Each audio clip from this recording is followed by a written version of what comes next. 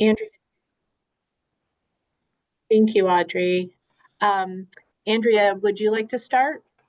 And I will be some of the issues that we have. No, just introduce yourself to the group because we Oh, have some new people joining us and which town you're from. I'm Andrea Santos. I'm from Charlemont. I'm a member of the Conservation Commission. Um, and I guess that's it. Great, thank you. Will, Hi, I'm Will Crosby. I'm from Hawley. I'm on the Hawley Select Board, Conservation Commission. I'm the clerk for FERCog. I'm on the FERTA Council, the Franklin County Solid Waste, the Zoning Board of Appeals, Board of Health, a couple of others I'm probably forgetting right at the moment, but a lot of boards. yes. Thank you, Will. Trisha, Oh, hi, everybody. I'm Trisha Yakavone Biaggi. I am until next week on the Shelburne Select Board, but I'm also the MVP Resilience Coordinator for the town of Shelburne. I'm happy to be here. Thank you. thanks, Trisha. John, There, sounds better. You can hear me. John Lepore, Town of Bernston. I'm on the Bernston Planning Board, as well as I'm a ecological resilient designer. And I've done the river corridor mapping for the entire town of Bernston. great. Thanks, John. Janet, I'm Janet Shays from Conway. I'm chair of the Open Space Committee and an originator of our Friends of the South River. great. Thanks, Janet. Brielle, Hi everyone, my name's Brielle. I'm from Heath. I work for the town of Rowe as their park manager. wonderful. Thanks, Brielle. Ashley, Hi, sorry, I had a little issue getting in earlier. Yes, my name's Ashley Sparks, and I am from Charlemont. wonderful. Star, Hi, I'm from Charlemont also. I'm the secretary to the boards and I'm relatively new to the area. I moved here in 2020. great. Thanks, Star. Jessica, Hi, my name's Jessica Siegel, and I am the conservation agent for the city of Greenfield. thanks, Jessica. Bob, Hi, I'm Robert Cherdak. I'm with the planning board from Ashfield. thank you. And then, of course, Kimberly and Audrey from the COG. So welcome, new folks. We're so glad to have you. And let's see, we are going to be, for the meeting today, we're going to be talking about the process and the outcomes of the coalition work. Audrey and I have been talking about this and thinking about this, and I thought we've been meeting now, this is our third meeting, I thought it would be helpful to have a reminder about our desired outcomes and also kind of walk you through the process steps that we've come up with and get your reactions to that. We have now about 12 months remaining in the grant funding. So they're not to scare anybody away or freaking anybody out, but we do have like some very ambitious outcomes, as you can see from this list on the slide that's on the screen. I know I have every faith that we can do this work, but it is going to take kind of some concerted effort and focus. So in order to get us to where we want to be at the end of this process, I put together these process steps. And we've already been working on the first step, which is to compile the data on the vulnerabilities and the needs for each of the 14 towns, because of course, the FERCog has a lot of this data already about where the critical facilities are and the flood risks. And so we're working to compile that across the watershed at that Deerfield River watershed scale, kind of stitch together all of that information. But as you probably already know, some of that information might be dated, right? For example, in Conway and Ashfield, we did their municipal vulnerability preparedness plan in 2018. John mentioned that he's done the river corridor mapping in Bernardston. So that's relatively new information for the town. And so there might be areas of vulnerability or concern that might not be documented in some of the older planning documents. And, you know, we're really, some of you have already been working on this for your homework, but we really are hoping that we can continue helping you, encouraging you to gather this more current information and talk to your town boards, committees, and departments to, you know, update the problem areas, especially thinking about if you have any chronic flooding areas near your town borders, because it's kind of likely that if that's the case, you're either upstream or downstream from your watershed neighbors. So your neighboring towns are probably concerned about that as well. We do need to know if there are particular rivers and streams that you're concerned about. There's, you know, many of our towns in the watershed have been very active in writing grant applications, securing grant funding for projects, and we would love to understand which projects might have been completed that we don't know about, what your planned projects are. And these can be related to, you know, undersized culverts or larger scale river restoration projects. And then once we have this information, you know, we can start populating that, not only the big watershed map for the entire Deerfield, but all of those smaller shared watersheds for each of the towns.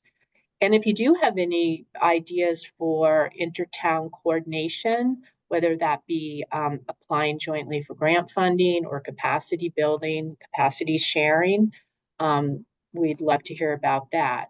So once steps 1 and 2 are done, you know, then everything comes back to the cog, and we put that together in a format or formats that we can bring back to the coalition so we can have discussions. So that's probably going to look like maps, again, at the whole watershed scale, but also for each of these 12 smaller shared watersheds, so we can start talking about what the priorities are in each of those shared watersheds, and coming up with a list of those priority actions for the watershed as a whole. So we're going to talk a little bit in more detail later, you know, just in just a few minutes, about kind of the next homework assignment. And Audrey and I have been brainstorming about materials that we can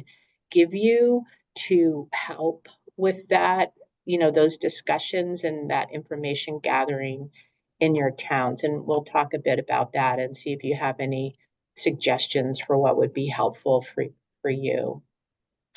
But in the meantime, we'd love to hear from you about the last homework assignment, what you would like to share out with the group. And these are just some prompts on the screen to get the conversation going. Because again, if you're new to the group and you want to share anything about the flood damages, which parts of town are flood prone, any priority or capacity needs that you're already aware of, you know, please don't, you know, please don't hesitate to share with the group.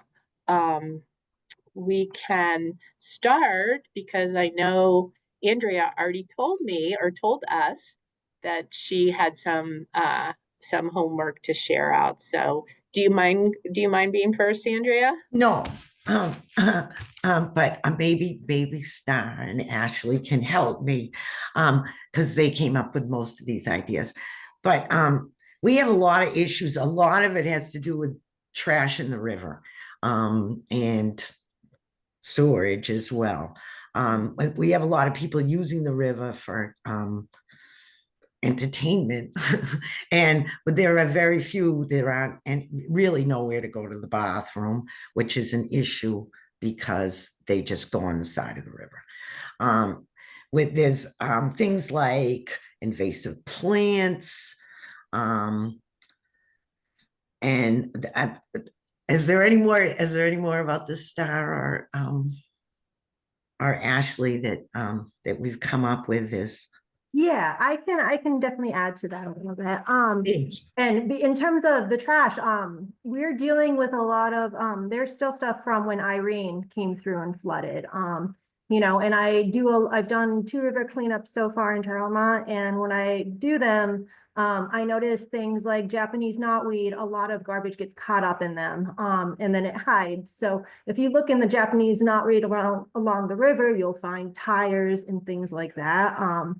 And yeah, we don't really have the resources here to deal with that. And then talking about flooding in Charlemont, basically, as most of the downtown is in a floodplain, including pretty much all of our town buildings.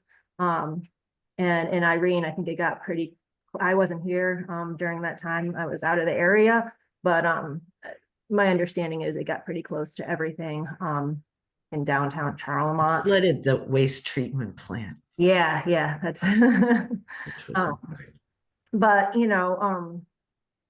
yeah, and just hearing complaints of people talking about people using the bathroom. And Shunpike now does have, I believe, seasonal bathrooms, and I think that there might be seasonal ones at Zor, but they're pretty gross, and I can understand why people don't want to use them. So, maybe having things like permanent bathrooms would be nice, or something more, like maybe like an outhouse type thing like you see at like DCR. And then, yeah, there's definitely old buildings along the way that when it floods, they get broken up, and then more trash gets, pulled into the river, and such. But yeah. Great, thank you. Star, did you have anything to add? Yeah, I talked to our administrator, and she grew up in town, so she told me about a few spots in the river where when the water gets high, it sort of changes the shape of the river. It'll either add a bunch of sediment, or I think if it gets a little bit higher, it'll take out a bunch of sediment and send it downstream. And I put 3 spots on the interactive map, kind of very west Charlemont. There are 2 spots, and then a little bit further in, there's one more spot where a landowner gets flooded regularly and then sort of mitigates after the fact by adding more fill. He was told not to do that, and he could probably use some help, maybe upriver, with some type of restoration project to perhaps, I don't know if it's possible, but to like prevent some of the flooding. I don't know if flooding is preventable in that way, but the first spot in very West Charlemont is railroad land.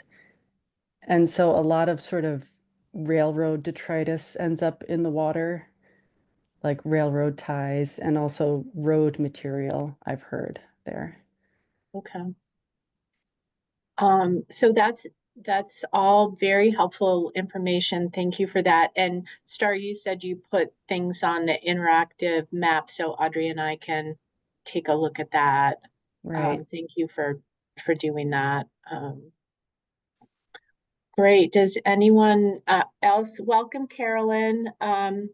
Carolyn's for those of you who might not know her. Carolyn, do you want to just briefly introduce yourself?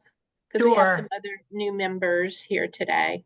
Oh, okay, sure. Sorry, I couldn't get on the internet for some reason. We're having electrical work in our neighborhood and lost power and then had a little problems. I'm Carolyn Ness from Deerfield. I was on the Select Board and Board of Health for over 20 years.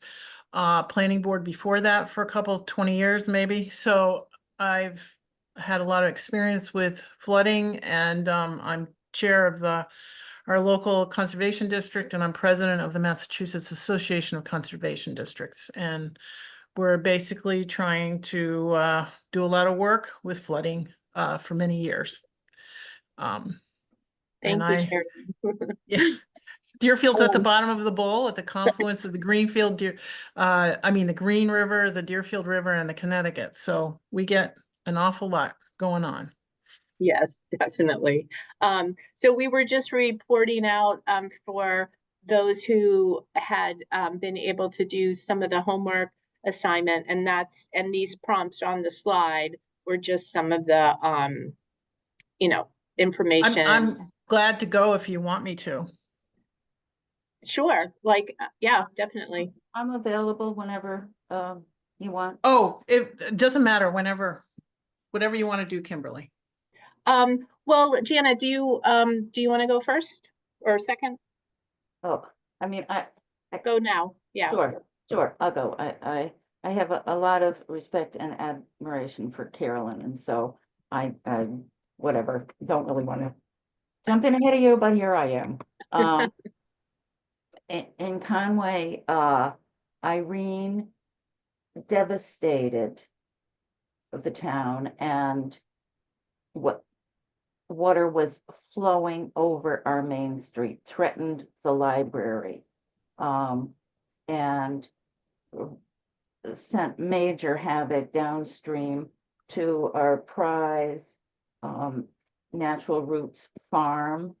He has been eroded, wiped out several times, and most of the big rain events further scour the banks there and flood his produce.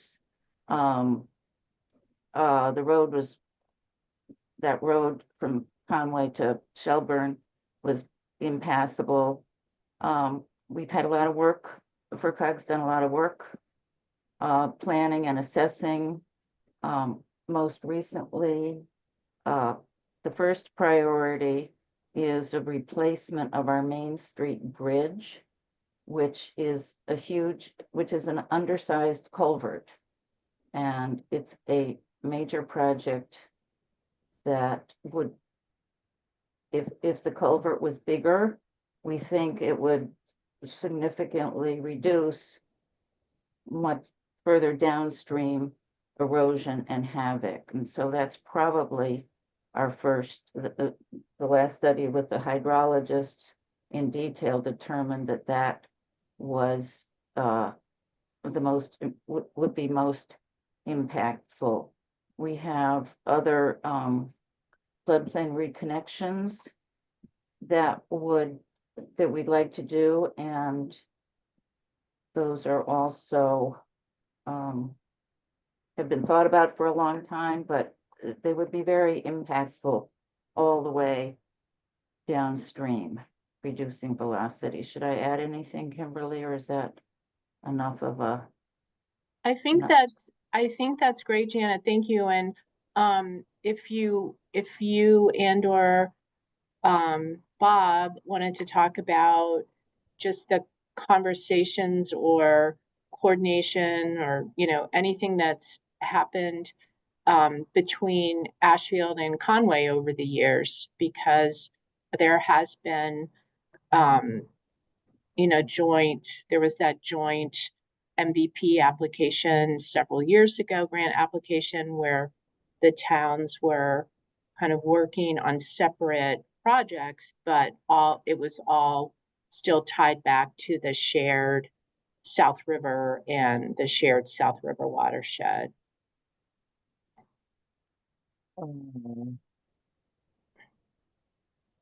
Because Ashfield sits at the top of Right. the South River watershed. And so, I mean, and I can just say it too, but one of the concerns, and this is kind of a nice example, I think, of two communities working together where because Ashfield is at the top of the South River watershed, and that Ashfield Lake and its dam are actually kind of the headwaters of the South River. So, you know, there has been concern over the years about kind of how that dam and what, you know, what happens during flooding events, you know, what that connection is. And the town of Ashfield worked for many years and was finally able to get the funding that they needed to do, you know, assessments of the dam, get recommendations for making it more climate resilient, actually do the work, the repair work that was needed. The town is also, Ashfield, there have also been conversations in town that I'm aware of, and maybe Bob could add to this, that, you know, would it be possible, for example, to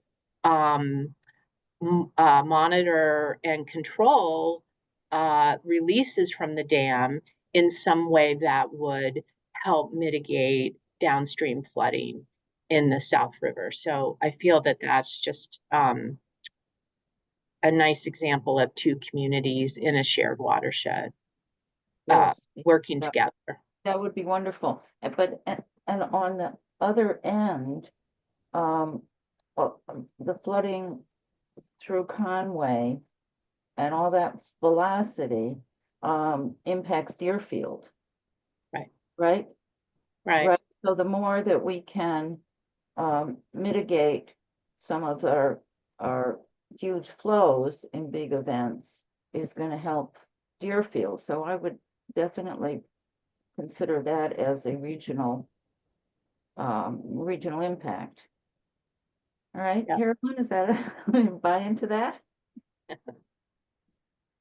I plan to talk to the town highway supervisor about several things, but also Ron Kohler was very active about the dam and get his views. I think we might consider developing a protocol for lowering the water level in the dam prior to any, well, once we receive a warning that heavy rains are expected, maybe the water level could be readily lowered before the storm occurs, and that would relieve some of the flooding in Conway. Yeah. Good. Great.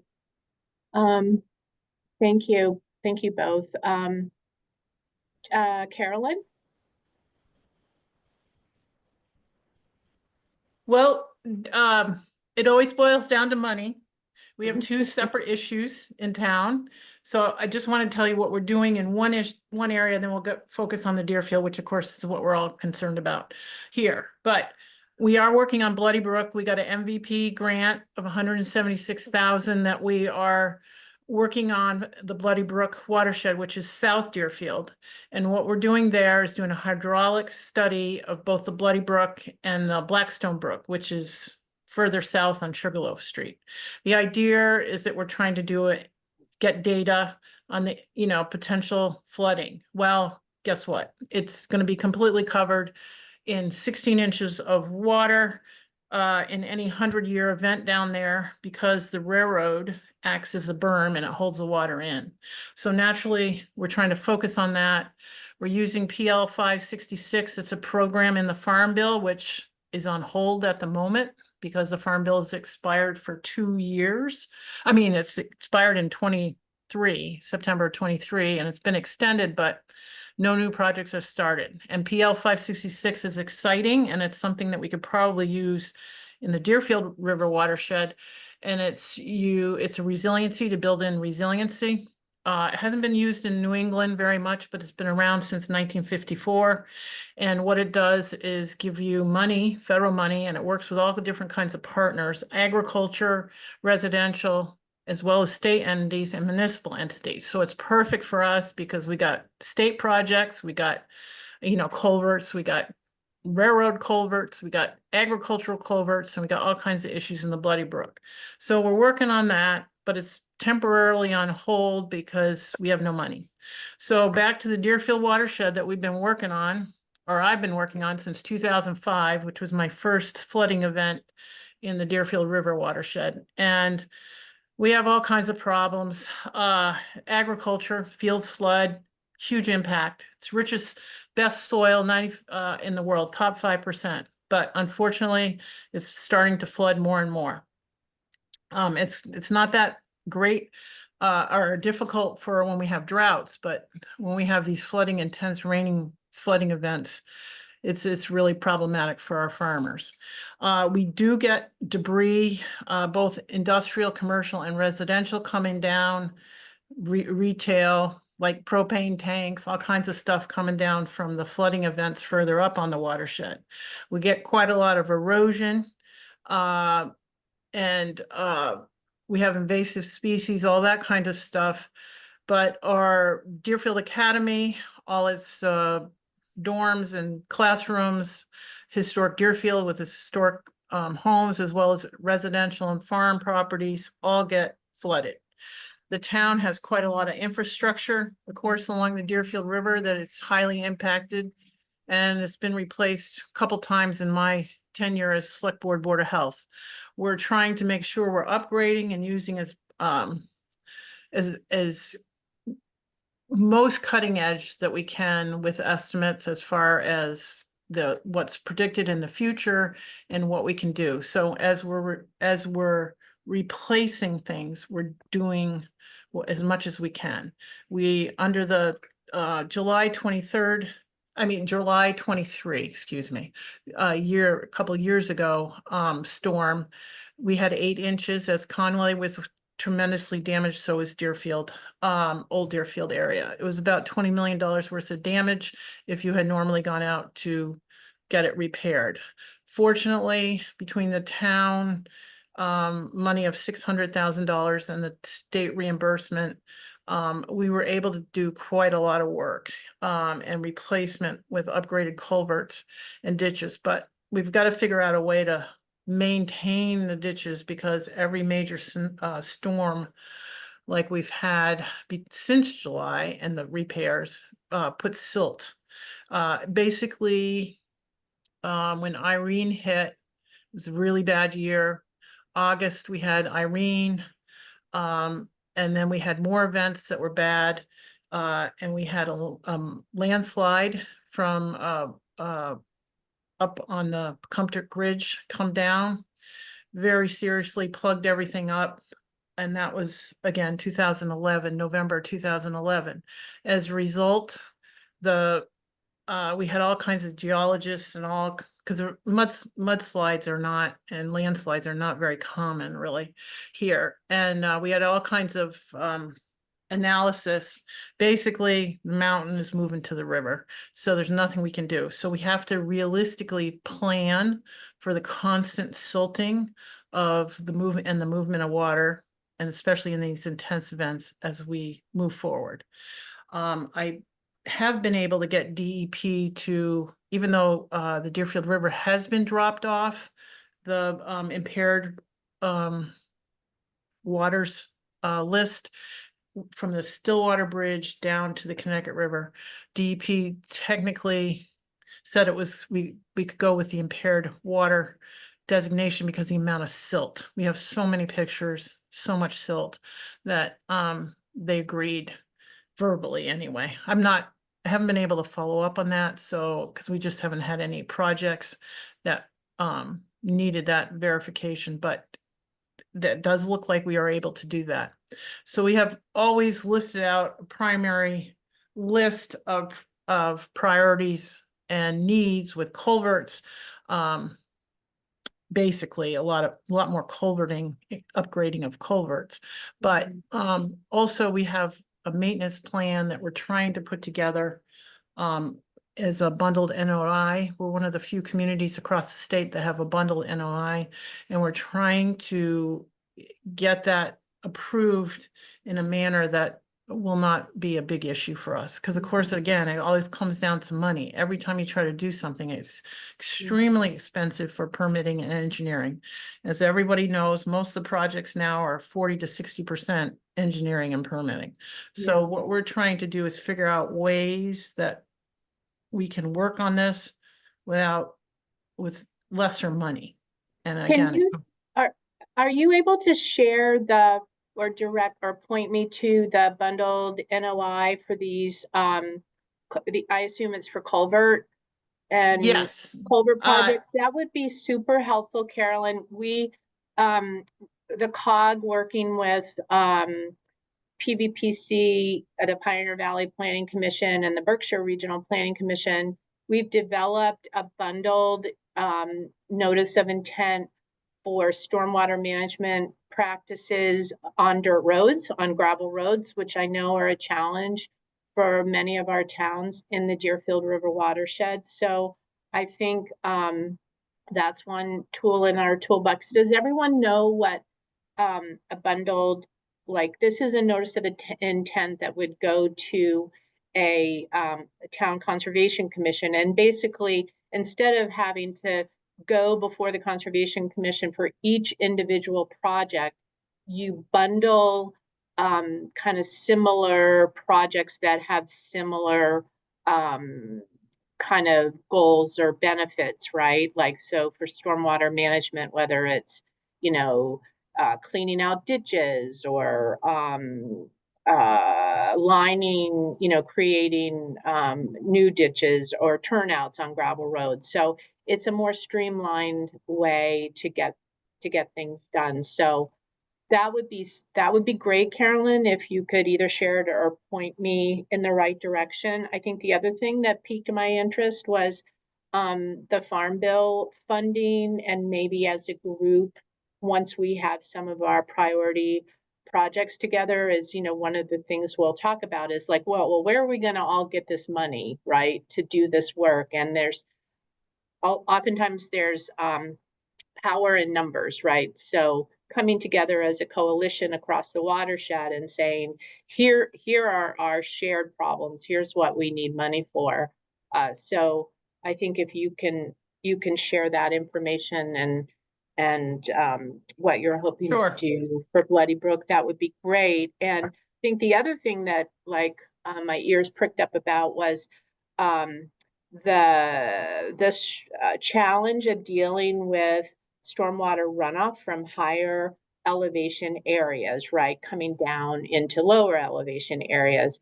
And I think Holly, that's a challenge for Holly. I mean, the geology is, you know, is different in the hill towns, but still, I know that's a problem in Holly and maybe in Bernardston and Charlemont, you know, maybe in our other towns as well. So if other folks wanted to maybe pick up on any of the great, like, ideas and information Carolyn was sharing, I think that would be helpful. I think one of the things, Kimberly, as you know, after Irene and the issues that poor Holly had and stuff, we put together a working group through the Conservation District, because obviously it was for the whole watershed. And we worked with our sister Conservation District, Windham County Conservation District over in Vermont. And one of the great things that is really underestimated is that Vermont really was ahead with roads and standards stuff. And so the Vermont DOT came down and did a presentation to the Massachusetts DOT. And Massachusetts DOT got on board and did training. And this was like 2014, 15. And did trainings. They and hired field geology for us so that we could train highway departments. And I think we're due for that again. And what was the huge outcome here that was really underestimated is Mass DOT adopted Vermont DOT standards, which allows us to upgrade our culverts if necessary when you have flood damage. So it was a fantastic, huge improvement. And the next thing that this work group that we've been sort of hanging on with is we're trying to work with the roads dirt roads, because dirt roads, of course, in these events wash out. And one of the things that I think is hugely important is Vermont, has had these extended mud seasons, and they started using biofabric in the replacement of the dirt roads. And what we want to do in the Creating Resiliency group is have a demonstration to anybody that's interested, the 20 towns in Massachusetts up and down the Deerfield River, and see if we can get Mass DOT to adopt those standards and fund some pilot projects out here that would help us replace our dirt roads when they wash out with these biofabric roads. And the reason why it's so fantastic is because one of the things that came out of this is that the drainage and the ability to these intense rain events, survive these intense rain events has really panned out for Vermont. They're doing a lot less replacement. So we kind of want to figure out a funding source and how we're going to get that to happen down here, because as you know, every event, our dirt roads, wash out. And we do have extended mud seasons too. So we do, definitely. Well, and I think so put a placeholder for that, Audrey. I'm thinking that might be because we have some ideas for like a field trip and maybe a workshop that we want to get to in a few minutes. So put a marker down for that. Thank you, Carolyn. And also the Dirt Roads Toolkit that the FERCog and these other two regional planning agencies we've been working on, that's going to be wrapped up by June 30th. So that would be another way that we could share that information. And the Creating Resilient Communities work, we want to think about how to bridge, have a bridge between this resilient DRW coalition and the Creating Resilient Communities. So that's something that we can talk more about when we are thinking about ways to invite our other partners kind of into the fold. So do other folks have information that they'd like to share or build on any of the conversation that we've had so far? Hi, Tim. I just want to say, Carrollmont has pretty much very similar problems to Holly with our culverts and bridges, and I kind of took that as a given for the hill towns because none of our culverts and bridges are doing great, and our roads, our dirt roads. I live on one, definitely gets washed out every time. Let's acknowledge that is issues in Charlemont as well. Okay, thank you, Ashley. Trisha. Hi, everyone. Thanks so much. And it's really a pleasure to put real faces with names, not just photos from this newspaper or wherever. And especially John Lepore, I'm happy to meet you. So we have several problems in Shelburne, not unexpected, I suppose, given our topography and having the Deerfield run right through town. In addition to the obvious risk we face with if something happens to Harriman Dam, there's several brooks that we have that are flooding quite often. One is the Hinsdale Brook. Hinsdale Brook runs along Brook Road. There's been several washouts there. The road, of course, July 2023, everybody felt the effects of that intense rain and flooding. And that runs directly into the Green River by Leiden Woods. And I know that there's some flooding that happens over there too. So if Greenfield's interested in doing a regional thing with Shelburne, I am all for it. And that leads me to Allen Brook. That's another brook that floods. I'm actually curious if anybody can share information about their experiences with beaver ponds, because we have a beaver pond there that overflows. There's something wrong with an overflow device that we have. So just this week, I applied for a DER culvert grant to help with that. We're going to get the hydraulic and hydrologic assessments done and hopefully get all the way through permitting. But that road, where that floods is along Coleraine Shelburne Road, right at the highway department. So all of the salt shed, the equipment, the fill is all sitting right there waiting to be washed into Allen Brook, potentially risking the road itself, which is, if you are familiar with the area, it's just a little ways up from Route 2. So it would be a huge loss if that road were to collapse. The other brook that we have that's problematic is Dragon Brook.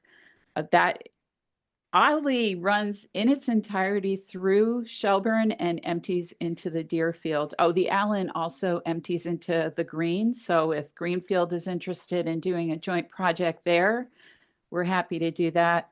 The Dragon Brook also has experienced a lot of flooding in recent years. July 2023, a whole section of it was underwater. We applied for an MVP grant this year to develop a climate resilience plan for Dragon Brook, and that also includes the hydrologic, hydraulic assessments, in addition to a lot of outreach with the community and with the schools, thanks to John Lepore's expertise. We've just got an amazing group of partners for that project. So fingers crossed, everybody. I hate that we're competing against each other in some ways, but I hope that we're successful for this. So yeah, my biggest question for everyone here is about what you're doing with beaver, wrong creature, beaver ponds. Thanks so much, everyone. Thanks for being here. Thank you, Tricia. Anybody want to talk about challenges with beavers in their community, or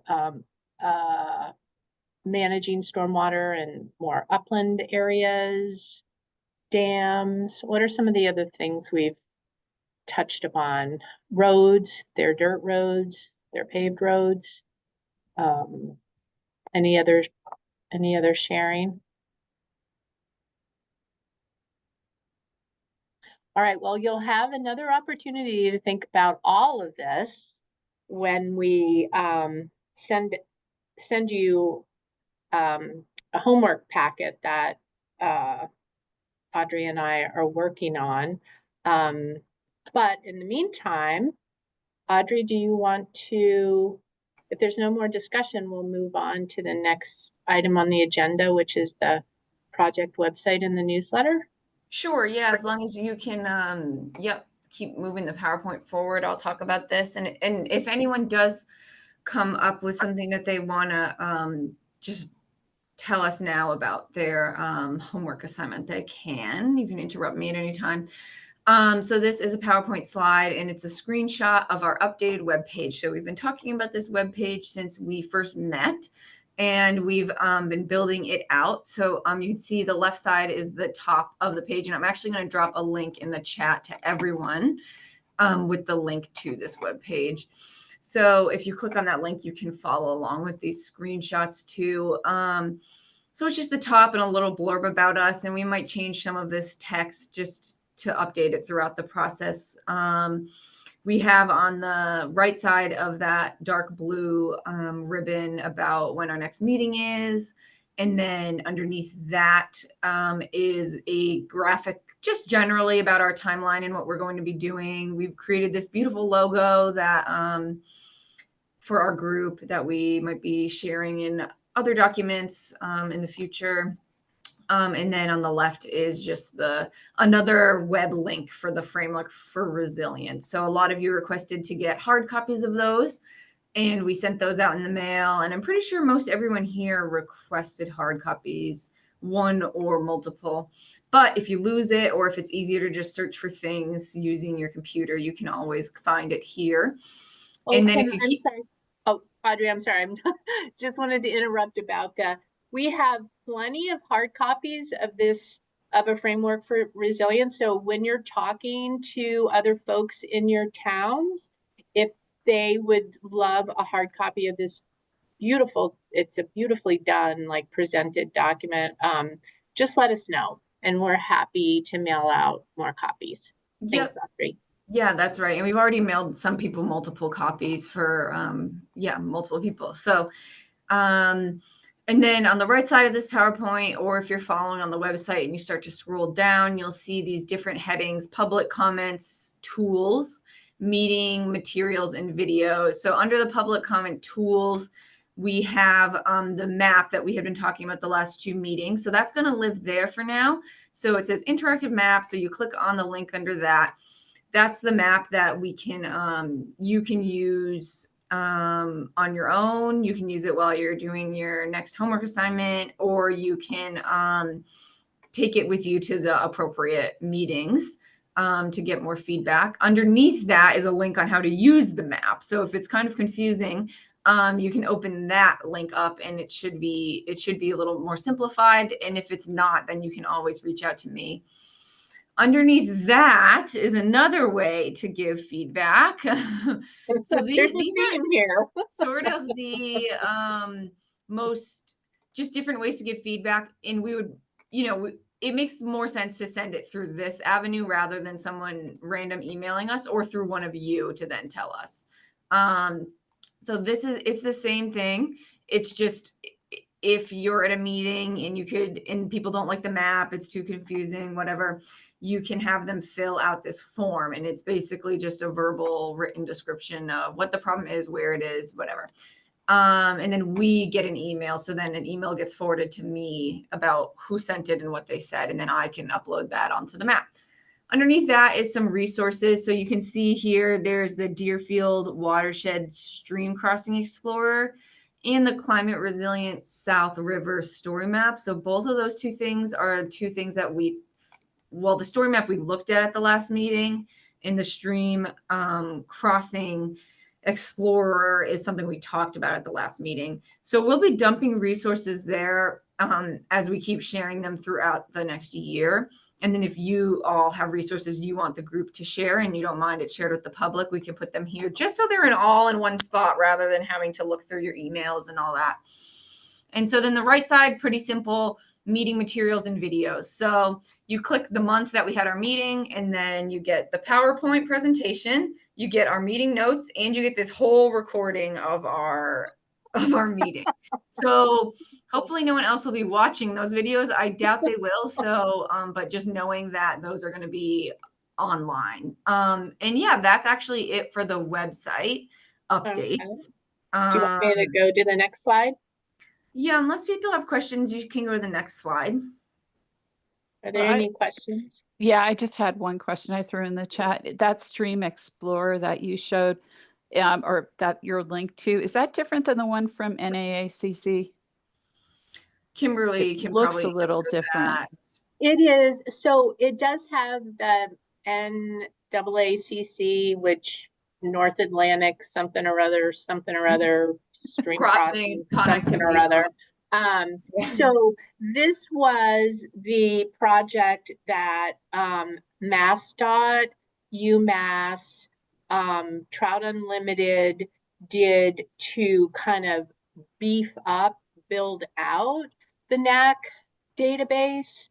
And so it's just for the Deerfield. And they also looked at, the NAC database focuses on aquatic organism passage, and the Stream Crossing Explorer methodology focused on geomorphic, which is how is the stream or river interacting with the landscape? What are the risks there? They looked at public safety risks, like are these undersized or failing culverts, like on an emergency evacuation route? So and they also gathered a lot of data for culverts that hadn't been assessed yet.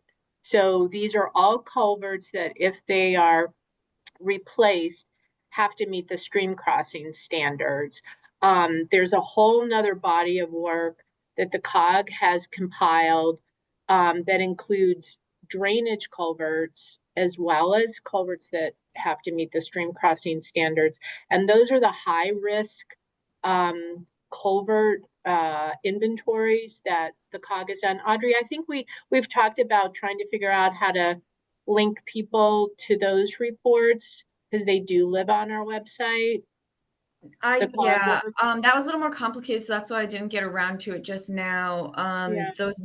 That data is it is on we host the data, and I just need to see if we can get permissions to share it, because what we did is we shared it with the department, everyone's DPWs and their town administrators. So every town that we have assessed data for. So that's a lot of them in West County, but not all of them. Right. In the Deerfield River watershed. So any of the towns that we've done work for, we have all that data, and the DPWs and the town administrators have it. I just need to figure out if we are allowed to give it to all of you guys. Okay, so we'll continue working on that. But is that helpful, Tricia, about what the Stream Crossing Explorer is? Yes, that's great. Okay. Thanks, Kimberly. You're welcome. Any other questions about the website updates? Okay, I will go to the next slide for Audrey. Yeah, so we don't have to spend too much time on this, but this is just a screenshot of the map if you haven't already opened it. So it's just a little snippet in time, and this was just a few weeks ago. So the little tiny red dots are the problem or improvement locations. And then we added more data to it. Those were, oh my God, I don't remember now. The high flood areas, is that right, Kimberly? Those were data that was collected after Irene. Yeah. That I mean, this doesn't look all, like pretty, because it's more of just kind of a landing zone for information that people can share and populate. And we realized that's why Audrey created that online fillable form. And that's why we're also going to, in the homework packet that we give you, actually give you like paper copies of your shared watersheds and other information. So we're trying to just have as many possible options for people to provide information. And we did think about populating, because the Deerfield is shown in this purple color. We did think about populating it with all the data we have, but then we thought, for somebody visiting the map, it would just be too overwhelming. So I don't know if there's anything else you want to say about. Yeah, so that was just an update, just a quick update of adding that one data layer. So that little blue one with the squiggly watermarks, that's like the high flooding areas, high risk flooding areas. And so you could just see where they are in relation to your problem location or improvement location. Yeah. Any questions? I know Brielle, so ask about the link to the map. So Brielle, you saw in the previous slide that there's a link. If you go to the project website, you can find the link back to the map. Oh yeah, and so this was another thing we were hoping to be able to start, just a really short, like quarterly newsletter. So maybe we'd send out like 4 or 5 in the next year of the work we've been working on. So that way you can bring it back to your towns and they can know what you're working on and what you could use help with. So we were just wondering right now, what towns already have newsletters? And their dates for submission, if you know that also. You can tell me, or you can send it in the chat, but if you send it in the chat, just make sure it says to everyone or to Audrey, so that way I get it. So yeah, just let me know, and I'll also write these all down as you tell me. All right. Do you want me to go to the next slide? Yeah, you can keep moving. You guys can just type those out, whoever has newsletters, and maybe even the person to contact about the newsletter. So who's got them, who to contact, and what the dates are for submission. Okay, great. So the grant does provide funding for stipends for volunteers. So basically, I think everyone that's on the call right now kind of qualifies as a volunteer. If you were a paid except maybe Jessica. I'm sorry, Jessica, because if you're a paid like town or city staffer, like if you were a town administrator, for example, that we wouldn't be able to provide you a stipend. But I think everyone else, even if you get like a tiny little, you're paid, you know, $2,000 to Can you be on write the Pat's select email board, on here? like you're not considered like a town employee, like a town administrator. So I'm going to be sending out, if you would like to receive a stipend for the time that you've been spending on this project. We try to make this as easy as possible, both for the COG and for our coalition members.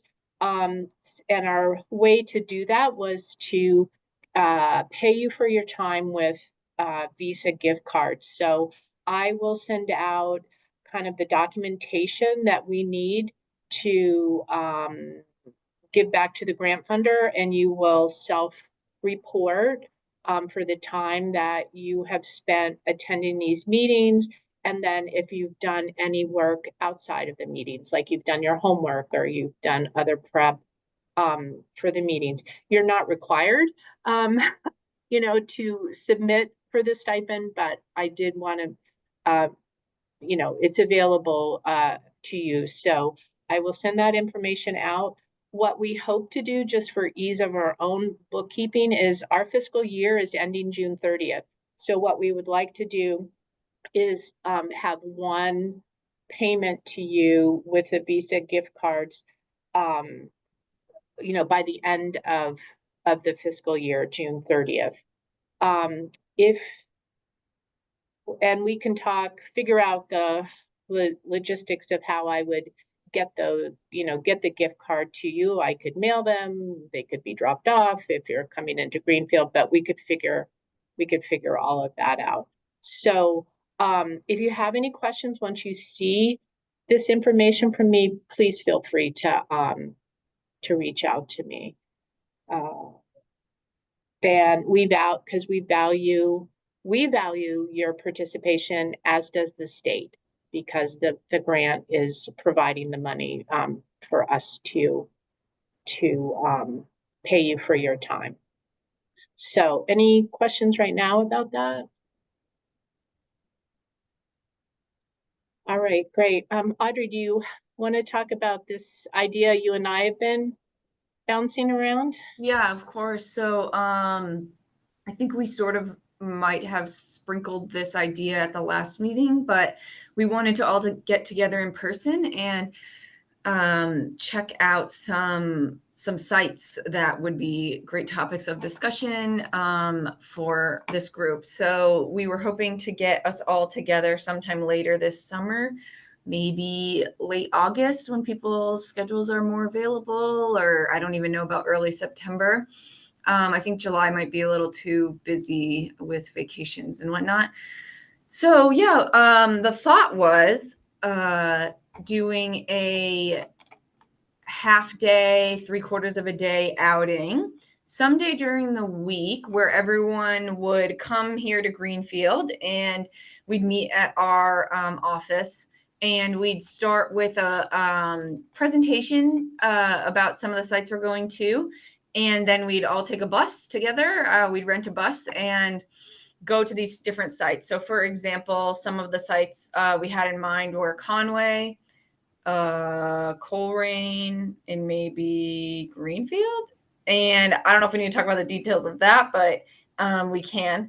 And then we'd come back and eat lunch together and just sort of talk about what we saw and how you might be seeing some of these things in your town, and just learning about some of these issues and how they're relevant to your towns. And yeah, so hoping either morning or afternoon. And I think what we want to do is maybe send out a when to meet or something to try to get ideas of when we can get everyone together. So is anyone opposed of that, I should say? Well, and I think the only thing I would add to what Audrey described is that we thought it would be a nice opportunity to invite our other project partners. Right now, we've been focusing on the towns, right? Hearing from the towns, getting to know each other, kind of sharing ideas. And we thought this in-person gathering would be a nice way to bring in project partners like Franklin Land Trust. We had that whole list at the last meeting. So it may be challenging to coordinate everyone's schedule, and we might move it to like sometime in September, just like once all the kids are back at school and things like that. So, but yeah, we're just. What's your first reaction to that idea? I see Carolyn saying yes. September, I after school's really, in session. yeah, Yes. I was gonna say, I love the idea, but it would be a whole lot easier, if it's when school is in session. And I also want to point out that, schools on Wednesdays in this area, I think, yeah, in this area, get out, it's like at 12:30, like every other week. So there's half days, so Wednesdays are kind of tricky days sometimes. Okay. That's good to know. Thank you. Half days on Fridays. I just think, I think it's a really good idea. But I honestly, just from years and years of trying to get people together, I just would think, after Labor Day, when the kids are back in school, is so much going to be more productive because people vacation. Yeah. And even if we go the end of August, kids are starting school, but some people want to, vacation right up until the kids do Until go to then. school. Right. Yes. Yeah. Okay, great. Well, Audrey and I will work on that some more and share, as we start to kind of build that out. And John, just not to put you on the spot, you don't have to answer, but it might be an opportunity where you could share maybe some of your work with the river corridor mapping, if you wanted to talk a little bit about your ideas for involving school children in this work, like, so just everybody think about if there is a particular area of expertise, interest, kind of, that you'd like to share, not only with the other towns, your peers across the towns, but also with our partners as well. So I want to be mindful of the time. It's 12:05. Does anyone have any other thoughts that they wanted to share about the field trip and the workshop? Okay, Audrey, did you have anything else you wanted to say? No, just about the next meeting, but I think we're getting there. Yeah. So I did have a couple of slides here, and we probably don't have to go through them. They'll or like spend a lot of time on them because they'll be posted on the website, and I'll also include them in the homework packet. But I was, as Audrey and I were thinking about this kind of next push to gather some local information, I just wanted to kind of bring people back to the report itself, for the framework for resilience report, and some of the ideas that are talked about in that plan about managing stormwater throughout the watershed and protecting critical infrastructure. And so that's what all these words on this slide represent, that there are ways to use the built environment to build resiliency, and towns can work together to do this.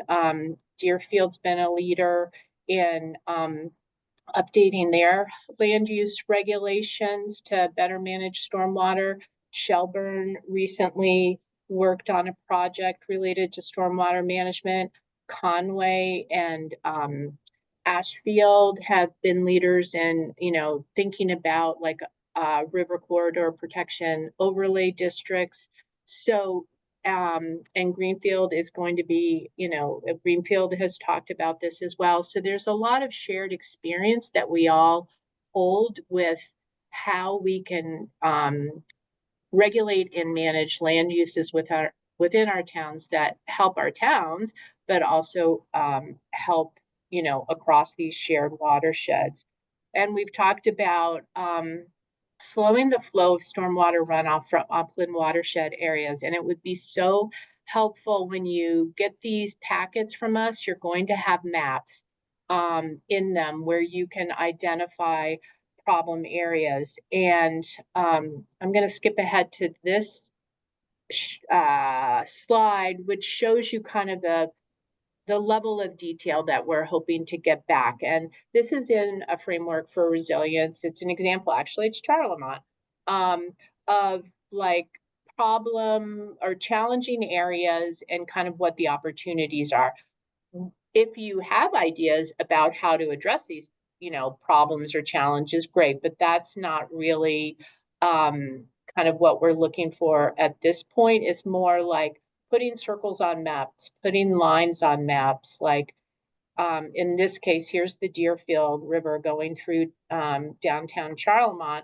And this red line is just, this bank is eroding along this length.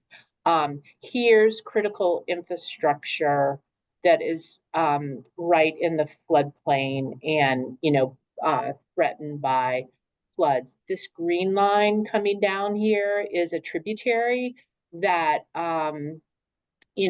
if the culverts aren't big enough or if the tributary doesn't have access to its floodplain, all the water is basically running down this tributary and, causing flooding. So that's kind of the level of detail, just with notes jotted on the map, that we would hope to get from you in this next exercise. And then we'll transfer them in, and compile all the information. So that we realize is going to take probably some time, and we are going to have a brief meeting in June, but then maybe between over the summer, if you can wrangle some people, if you're a board member or a committee member, or you can just call your call your neighbors, whoever you need to work, get the information from. It would be fabulous. Kimberly, could you just send us an email reminding us of when we set the meeting?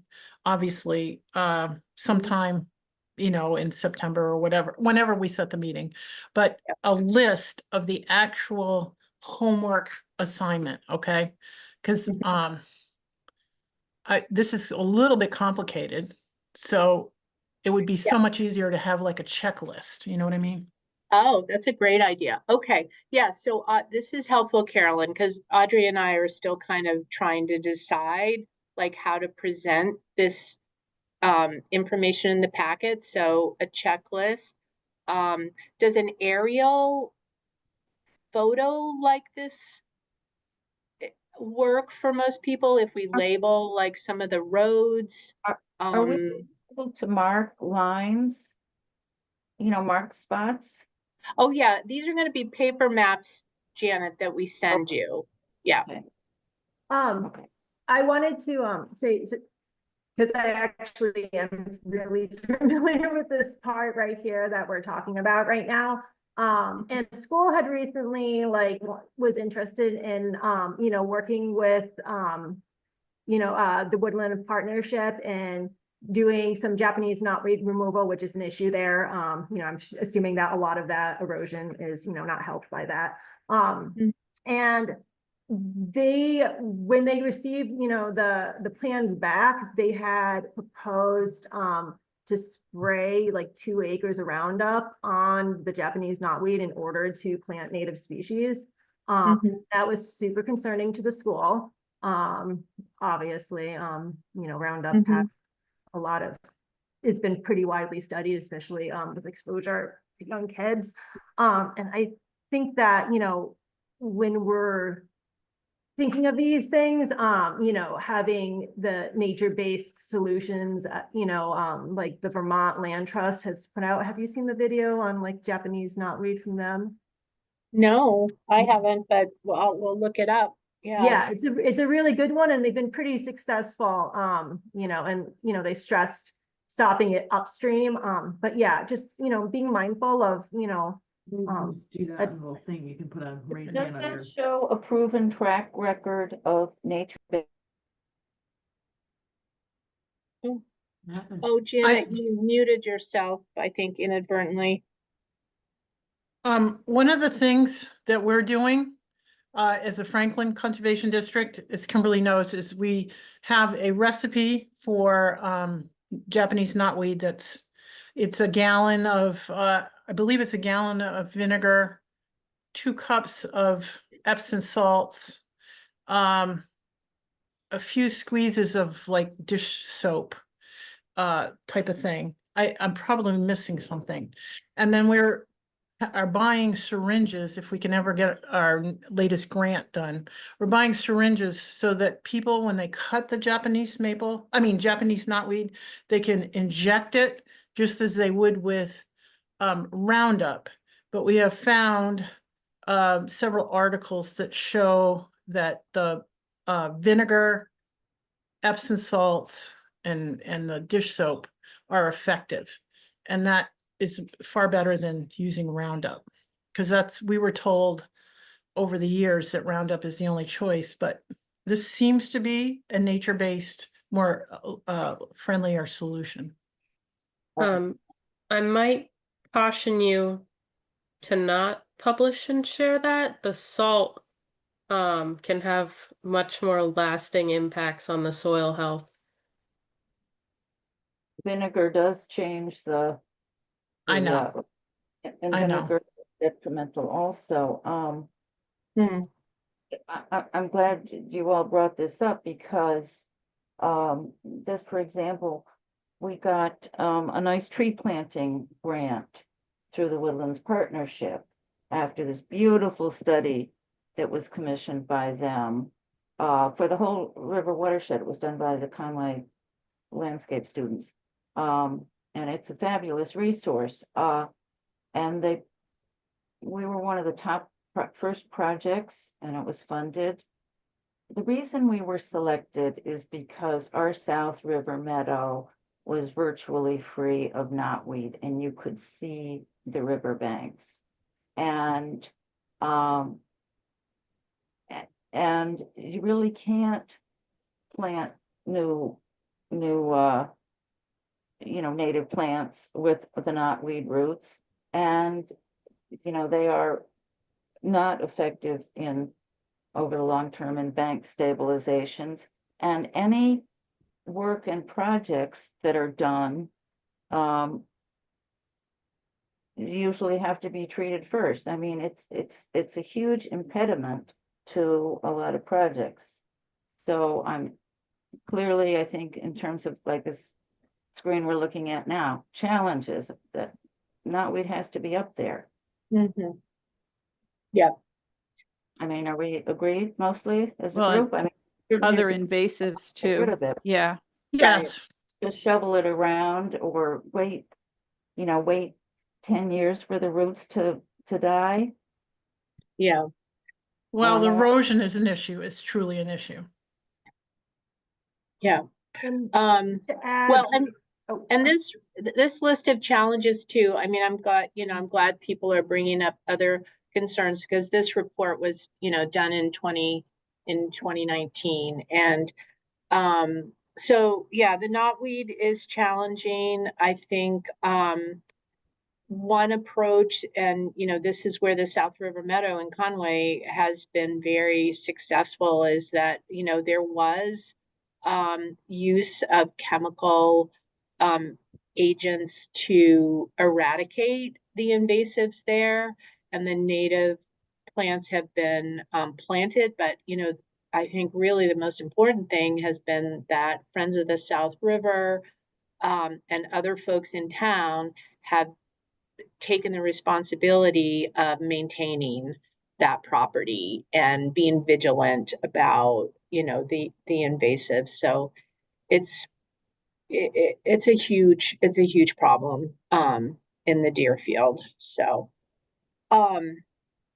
let's see okay, so any other thoughts about what would be helpful for the homework packet. Did people generally think that an aerial map of the shared watershed, you know, maybe with some labels that show major roads or other features so people can orient themselves would be good, along with a checklist? Okay, great. And if you think of any other things, let us know. And certainly once we send out the information, if there's additional support that you need, please let us know. I think the last thing that we need to do is change our meeting date. We had originally said we were going to do what, June 19th, right, Audrey, which is Juneteenth, which is a holiday for COG staff. So we wanted to see if we could pick a different date. Would people be available on June 12th, the week before?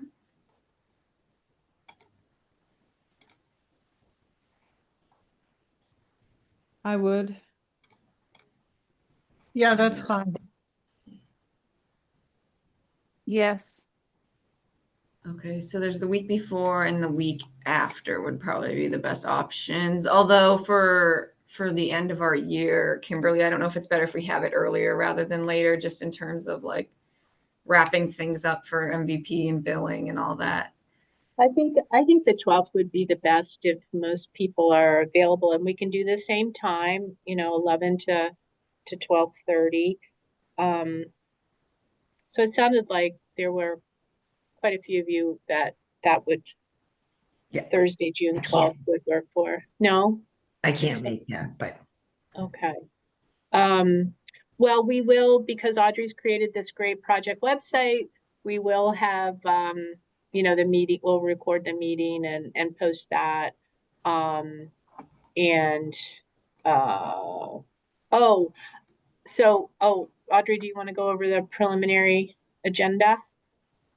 For the next meeting? Yeah. I'm pretty sure. So we're going to have the consultants come and give a presentation. Yes, because they're starting, Weston and Sampson is starting work on the regional flood model for the whole Deerfield River watershed. So I wanted them to, and hopefully they can make this date on the 12th. Just come and talk to folks about the work that they're doing. On the website, our project website, there's a link to the Charles River watershed flood model to give you an idea of what we're hoping to do with our Deerfield flood model. It's very, very exciting. I'm super excited about this. And so I just wanted them to talk about that and answer any questions that you all might have. And then we can go over any homework if folks have had some, you know, made any progress with that, and then continue planning for the field trip. I think it'll be a fairly short meeting, maybe not the whole hour and a half. Yeah, so it'll be, yeah, definitely listening more to the consultants. And again, if you have the web page pulled open, you can find that link that Kimberly was talking about within the first paragraph. And I think I might end up moving it down underneath resources at some point, or just also adding it down there too. So it's right there at the top, and it says Charles River Flood Model, Charles River Watershed Association. So that meeting should also be recorded and put on our website for those who can't make it or want to rewatch it. Here, I put the slide back up of the nice. Website. So here it is, right at the top here. You can click on that link for the Charles River flood model. Yeah. All right. Well, I think that's all that we had, and thank you so much. I just had one question, Kimberly. Sure. When you're doing the flood model, are you doing projected 2050 or is it current? Because the difference between 2050, 2070 versus current is tremendous. Yes, that's a great question, Carolyn. And yes, it is forward looking. Perfect. Yes. Yeah. So, And so when you're talking about that, you're going to have like a printout for each of us as towns, what that projection would be? Because that would be well, huge, yeah, huge for helpful. let's see, let's save that question for the consultants. The way I understand that the final product will be, and you'll see this if you visit the Charles River site, is that it's going to be like a dashboard, right? Like an interactive resource that towns can visit and gather the information that they need. But yeah, I would ask that question of them. I don't think that there is going to be but we could always put together like a short fact sheet or just like a little short user um fact sheet. But I found, and full disclosure, like modeling and a lot of like super technical computer stuff is not my forte. I found it actually pretty intuitive to navigate the Charles River flood model. But poke around, go on it and see what you think. Yeah, we had a tour of that this summer when Massachusetts hosted the conservation districts for the Northeast, and it is really impressive. And if we could have that available to us as a resource, it would be tremendous, because we don't have to do the same, obviously, unless there's money for it, but the idea is that you just need projections so that you can have data that will verify what you're doing is correct. And Right. that is the most important thing. If we could have that as a way to show that if we do this practice or this installation, then this mitigation will happen. And if we don't, this will happen. Right. And so having it be user-friendly or enough information that we can go back to our towns, I would say is one of the most critical tools for us. So I would be thrilled if we could do that. And yes, that's absolutely the intent. And that's why it's so important. The work of the coalition of all of you is so important, because we want to populate that model to the extent that we can with our known problem areas and our potential solutions that we have agreed upon as a coalition, right? So those top 20 priorities, assuming most of them are actual projects, right? Shovel in the ground projects, the model will be able to run and say, if you do this project here are the benefits, here are the risks that are avoided, here are the damages that are avoided. And it's data, as we all know, that those of us that have worked on grant applications, we can say, look, you fund this project, these are the benefits. So yeah, I'm thrilled about this component of the project. We have a large amount of funding for it, because that's going to be our biggest like takeaway tool, right, from this work. So if hopefully that'll like encourage everybody to do their homework and continue, like talking to people and bringing information back, because it will create a better flood model for us. So with that, look at that, we're going to end 5 minutes early. Yay. Everyone can go enjoy their lunch, and thank you all so much, and welcome to our new folks. And we look forward to seeing you all in June. Thank you so much. Have a great afternoon. Thank you. Thank you. Thank You you. too.